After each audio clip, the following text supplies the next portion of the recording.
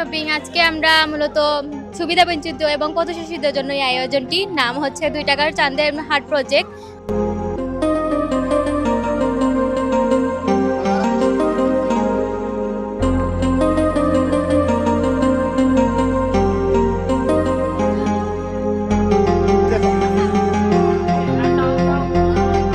পথ শিশুদের জন্য ঈদের বাজার চাঁদের হাট।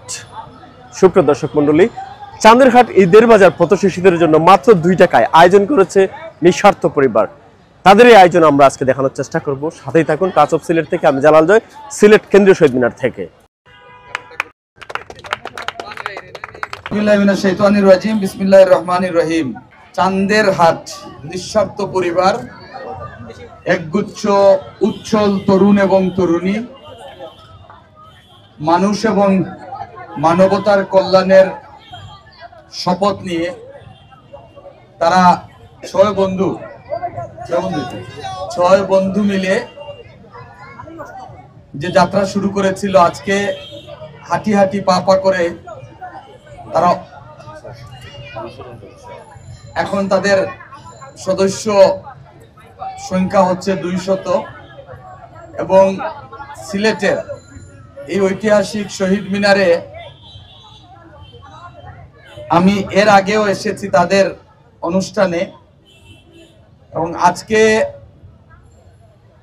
এই অনুষ্ঠানে এসে আমার কাছে আনুষ্ঠানিকতার দিক থেকে, মনের দিক থেকে, আন্তরিকতার দিক থেকে, কাউকে কিছু দান করার দিক থেকে, আয়োজনের দিক থেকে আমার কাছে কোনো অংশে গত যে অনুষ্ঠানটি হয়েছে তার থেকে আজকে কম মনে হচ্ছে না, বরং বেশি মনে হচ্ছে।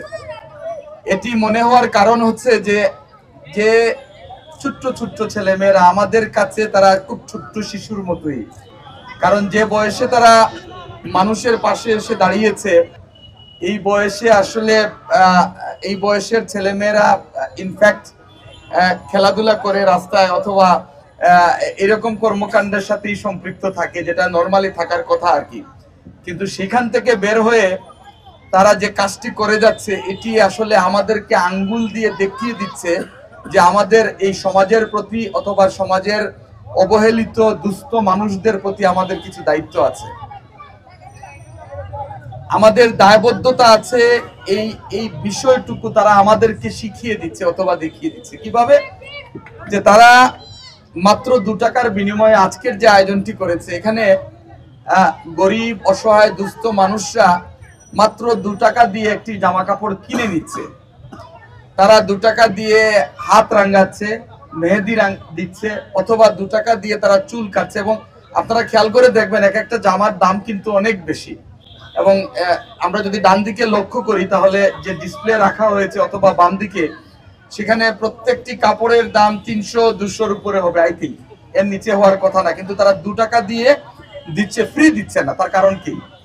তার কারণ হচ্ছে প্রথমত এই মানুষগুলোর প্রতি তাদের সম্মান এবং তাদের শ্রদ্ধা, এবং সেই মানুষগুলোকে তারা শিখিয়ে দিচ্ছে যে আমি এটি ফ্রি নিচ্ছি না, আমি 2 টাকার বিনিময়ে নিচ্ছি, এটি আমার অর্থ এবং আমার অর্থ দিয়ে আমি এটি কিনছি।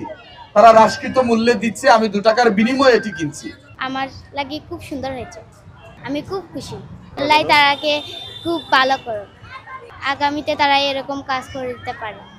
গরিবরা দান করছে, তারা আল্লাহ সাহায্য করবে। যে ফল কিনছি। ফরক কিনছো? কত টাকা দিয়ে কিনছো? 2 টাকা দিয়ে। ফরকটা পছন্দ হয়েছে তোমার? আসসালামু আলাইকুম। আমরা নিঃস্বার্থ পরিবার 2018 সালে 13 জানুয়ারি পথ চলা শুরু করছিলাম। আজকে 2025 সাল। আমরা প্রত্যেক বছর প্রত্যেক ঈদ আইলে, শীত আইলে, পূজা আইলে ওরকম একটা দোকান খুলি, যে দোকানের নাম হইলে চাঁদের হাট। আয়োজনে নিঃস্বার্থ পরিবার। এখান থেকে পথ শিশু এবং সুবিধা বঞ্চিত শিশু যারা আছেন মাত্র 2 টাকা দিয়ে কাপড় কিনেন। 2 টাকা দিয়ে তারা কাপড় কিনেন, আমরা 2 টাকা কিনে রাখলাম, তারা কিনে আনিছেন একটা তৃপ্তি পাইন তারা, ও মূলত উদ্দেশ্য।